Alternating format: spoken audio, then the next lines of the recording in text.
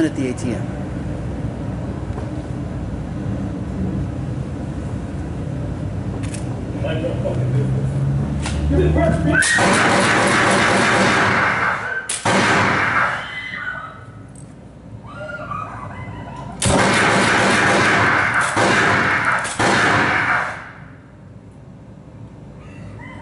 All right, holster up. That seemed pretty straightforward, didn't it? Yeah. You're going to be amazed at how long I can make this debrief. All right.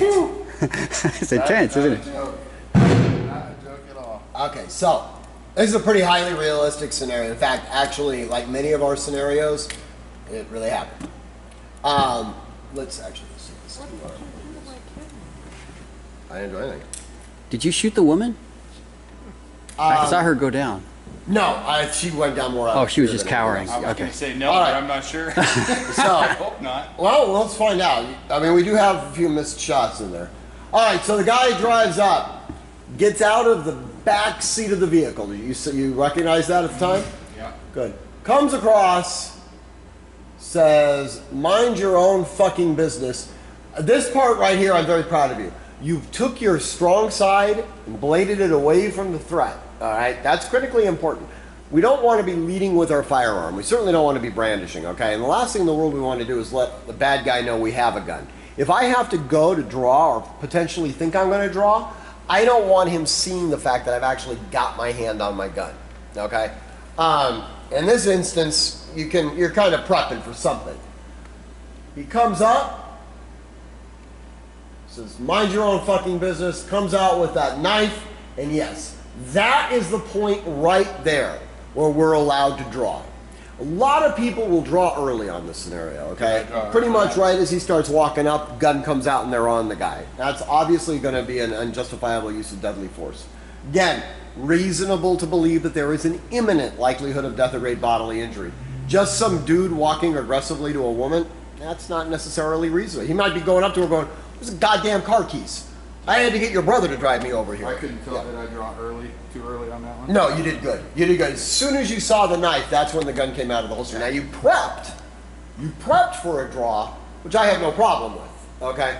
But you didn't actually come out of the holster, display the firearm until he had already brought a knife to a gunfight, okay? So we're good to go on that. Now, shot number 1, shot number 2, shot number 3, shot number 4. So, we're getting all these misses. There's a reason for this. As you're shooting that gun, okay, you're up on target, actually relatively good combat stance, okay? You're up on target, but your fingertips of your strong hand are starting to squeeze, okay? Think of it like, you know, most times, oh, blue gun here? Yeah. It's going to be obviously massive hyperbole, okay? But to demonstrate, most people when they're shooting, they'll do what we call milking. Okay, think of a cow's udder. Okay, when they milk, and they'll use this as an udder, and they'll be milking, allowing their wrist to break during that process. Well, you can see what's happening to the gun. It's pulling everything to the right. Okay, once they kind of work through that with that milking, they try to hold that wrist steady, but then the fingertips of this gun support hand start squeezing. Okay, basically doing that, if you can see that. That's going to cause the muzzle to pull slightly to the left, and that's why you have consistent shots. So the way we minimize that, two exercises. Easiest exercise, take your gun hand, lay it completely flat on a flat surface so that your nails are touching the surface, and just run your trigger finger multiple times. If you feel your fingertips or your fingernails coming off of that flat surface, start all over again, okay? Just repeatedly doing that. That gets that muscle memory of the only thing moving is my trigger finger, okay? The other way, if you still have problems with that, increase the strength on your support side, okay, so that you have a slightly tighter grip on the support side. Downside of that is you're not going to be able to hold the gun for lengthy periods of time, okay? So, we did ultimately get this guy. Where were those shots? Oh, there he is, right there in the head. Ooh, there we go. Okay. And yeah, that's... How many shots was that before?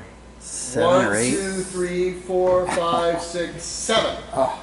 That was your 7th shot. Now, It was effective, okay? Definitely effective.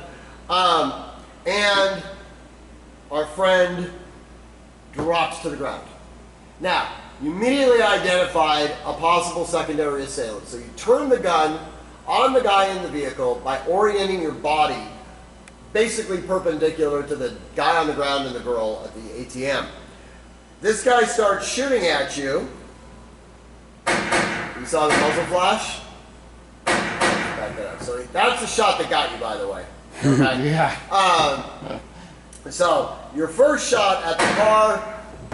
I would say I must have had some tunnel vision because I didn't see the muzzle flash Really? at all. Yeah. I didn't see it. In fact, I paused because I thought, okay, he has not fired on me. Really? And then I was like, well, wait, where'd I get hit? Oh, it's got to be him. Look, you know? you got him there, though. That was the shot that ultimately got him. Okay? Now, here's something that's kind of interesting. You move and put yourself now almost at a 90-degree position. So I'm like right about here. Okay? You married? Yes. Okay. She's kind of a cute blonde, right? Mm-hmm. All right. I mean, like, we can be honest. Yeah. Okay. I mean, there's a possibility of an extramarital affair here. You just saved her life. This will be cool. You know, nobody needs to know, right?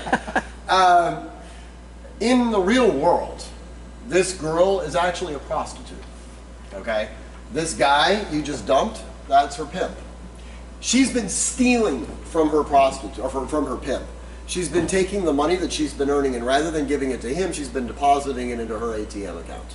Okay. Pimp found out about it, and he's there to kill her. Okay? One of his associates is there to drive him in. You saved her life. You legitimately saved her life. Here's the problem. Okay? In her mind, you just killed her boyfriend. Okay? And there's a knife in play. So what happened in the real world was actually an off-duty cop. It wasn't a CCW holder. Off-duty cop dumps the guy, turns and begins to engage the guy in the vehicle, okay? No movement whatsoever. But what do we know? One of the major things that starts happening is tunnel vision, okay?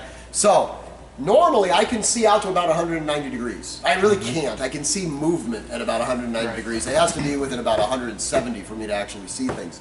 But under high stress, collapse down to about 10 degrees, okay? So now, I'm focused on this 10-degree mark, and I've got a 5150 woman with a knife on the ground, okay, about to attack, and that's exactly what happened.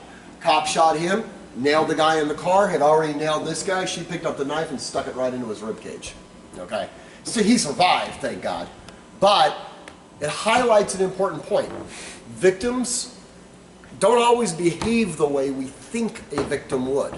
Sometimes victims are just as dangerous as the threats. In fact, oftentimes they are more so, okay?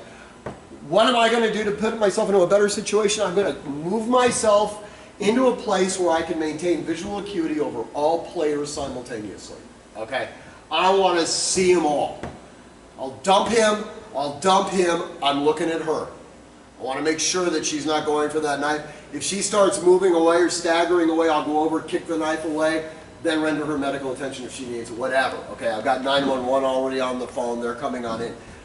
I don't want to leave. I don't know her. I don't know what she's capable of, but I've got to maintain that visual acuity. So, anyways, good job. All right. Good job. You dumped both those guys. I want to make sure